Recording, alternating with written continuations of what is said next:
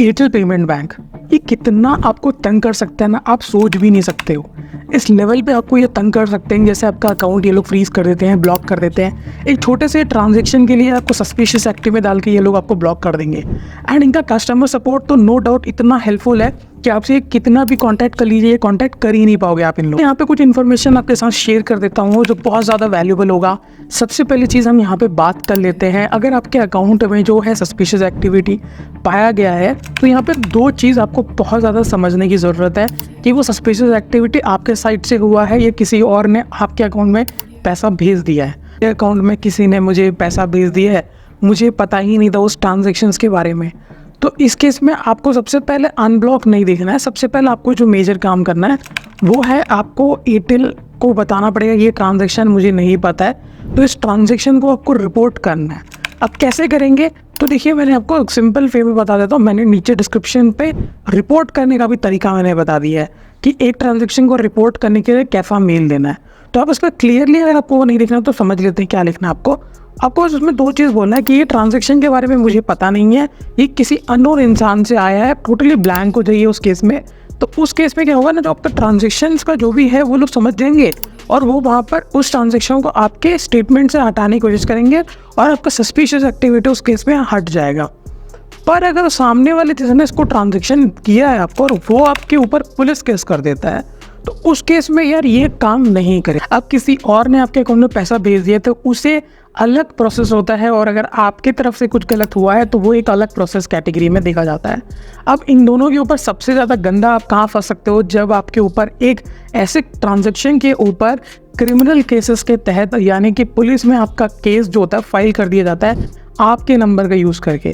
तो इस केस में थोड़ा सा जो प्रोसेस है वो थोड़ा बढ़ जाता है, बट प्रोसेस काफ़ी बड़ा है।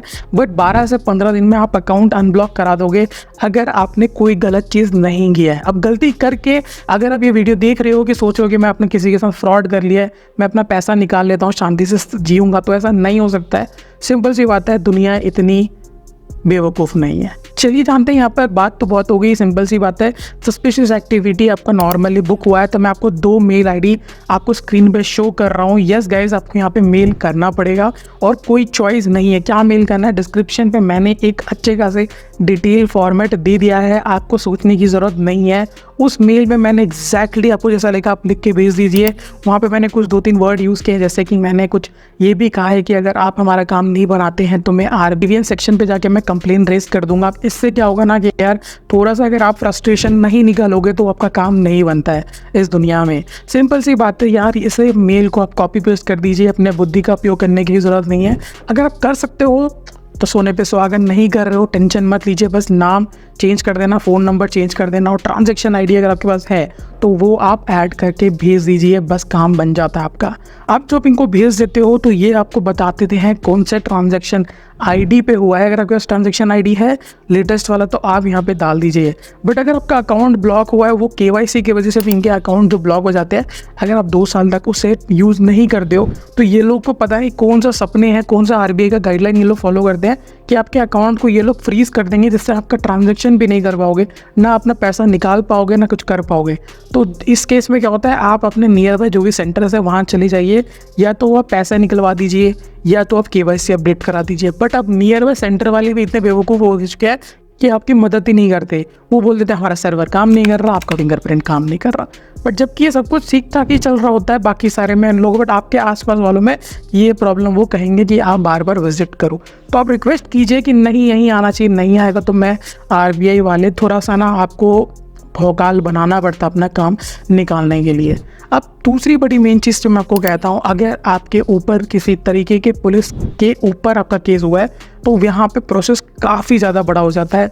इस केस में सबसे पहले आपको जो मेल आईडी मैंने शो किया हुआ है, फिर से आप इस मेल आईडी पे एग्जैक्टली क्या मेल करना है वो भी मैं डिस्क्रिप्शन पे दे देता हूँ।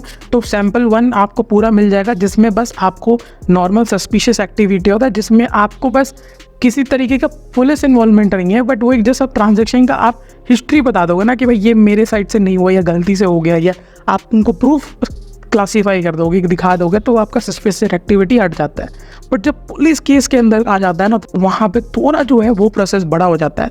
उसमें क्या करना पड़ता है ना कि आपको सबसे पहले ट्रांजैक्शन का पता लगाना पड़ेगा, ठीक है। दूसरी बड़ी चीज़, उसके बाद आपको उनसे ही, यानी कि जिसके साइड से मतलब एयरटेल वाले ही आपको पुलिस वालों का भी मेल प्रोवाइड करेंगे, आप उनको कांटेक्ट कीजिएगा, अपने इम्पोर्टेंट बताइए कि ऐसे ऐसे हो चुका है सर, प्रॉपरली इनको ये देना पड़ेगा। ये मैं आपको मेल फॉर्मेट नहीं दे सकता हूँ, क्योंकि ये एक ऐसा चीज़ है जिसमें आपको थोड़ा सा सतर्क रहना पड़ता है, और इस केसेस में I think Airtel customer care one of the best option हो सकता है। तो या तो 400 पे कॉल कर दीजिए, या तो अगर ट्विटर यानी कि एक्स जानते हो तो उसको इंस्टॉल करके उनके डायरेक्ट डीएम में चले जाइए।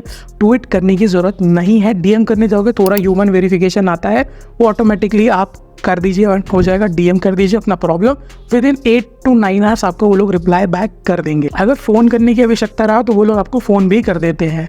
तो एक चीज़ याद रखिएगा, कस्टमर पे कांटेक्ट करने के लिए भी एक अच्छा खासा जो तरीका है वो मुझे लगता है ट्विटर है, जो बहुत जल्दी पहुंचा सकता है, या तो मेल करके उनसे पूछ लीजिए कैसे हमें अनब्लॉक कटाना है।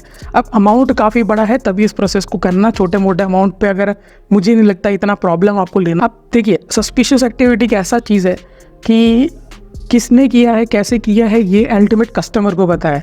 तो मेरे केसेस पे जब मेरे सब्सक्राइबर ने मुझे मैसेज किया है और उनको मैं जितना समझाऊँ, तो उसमें से मैंने 2-3 का मैं कहानी आपको सिंपल सी बता देता हूँ। अगर आप यहाँ तक देख रहे हो तो अल्टीमेटली आप सही में जानना चाहते हो, तो मैं आपको सिंपल एक चीज़ यहाँ पे क्लियर शॉट है कि मेरे को 5 से 6 लोगों ने कांटेक्ट किया था सस्पिशियस एक्टिविटी के लिए, जिसमें से मैंने 2-3 लोगों का ही केस सॉल्व कर पाया, बाकी का मैं नहीं कर पाया क्योंकि वो रिस्पॉन्ड नहीं दे पा रहे थे।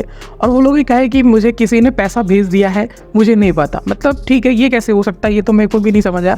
बट किसी ने बोला कि मैंने कैशबैक लेने गया, उस चक्कर में मेरा हो गया है। किसी ने कहा कि हमने किसी ट्रांजेक्शन्स को करने के लिए किया जिससे कोई मतलब ही नहीं था, वो सस्पिशियस एक्टिविटी में आ गया, कोई मर्चेंट को ट्रांजेक्शन वो लोग कर रहे थे। तो इस केसेस में आप बता सकते हो, एग्जैक्टली बोल सकते हो कि मुझे नहीं पता था, और एज अ प्रूफ वो लोग आपसे बस एक KYC डॉक्यूमेंट मांगेंगे। वो भेजने का तरीका मैं आपको समझा देता हूँ। तो बहुत ईजिली से भेज सकते हो, अपने आधार कार्ड का प्रिंट आउट ले लीजिए, पहले के 8 डिजिट को अपने पेन से कट करके और उधर साइन करके उनका एक PDF फॉर्मेट बना के उनको भेज दीजिएगा। सेम मेल ID याद रखिएगा, PNO@ जो मैं आपको बता रहा हूँ एयरटेल, इन्हीं को भेजना है, NVK@एयरटेल को भेजना है। एग्जैक्टली सेम मेल ID को यूज़ कीजिए, आपका 12 से 10 दिन में हो जाएगा। पेशेंट रखना पड़ेगा, आप हर 5-6 दिन आप नहीं सोच सकते हो कि अल्टीमेटली इतनी बड़ी कस्टमर बेस है एयरटेल की, और एक तो इनके सपोर्ट्स नहीं मिलते। मैं जानता हूँ, इसके ऊपर कोई भी आपको डाउट आता है सस्पिशियस एक्टिविटी को, एग्जैक्टली मैंने आपको समझा दिया। इधर देन कोई भी डाउट आता है आप कमेंट सेक्शन में पूछ सकते हो। नीचे आर्टिकल है जो आप पढ़ लेना, क्लिक करके उसमें मेल के 2 फॉर्मेट मैंने दिए हुए हैं, तो वो और एयरटेल के काफ़ी रिलेटेड हमने वीडियोस बनाए, वो भी एक बार चेकआउट कर लीजिए। अकाउंट ब्लॉक अगर हुआ है नॉर्मल KYC, तो उसके लिए बेस्ट प्रोसेस मैंने आपको बता दिया। और यहीं तक रखते हैं, मिलते हैं नेक्स्ट एपिसोड में, तब तक के लिए बाय बाय।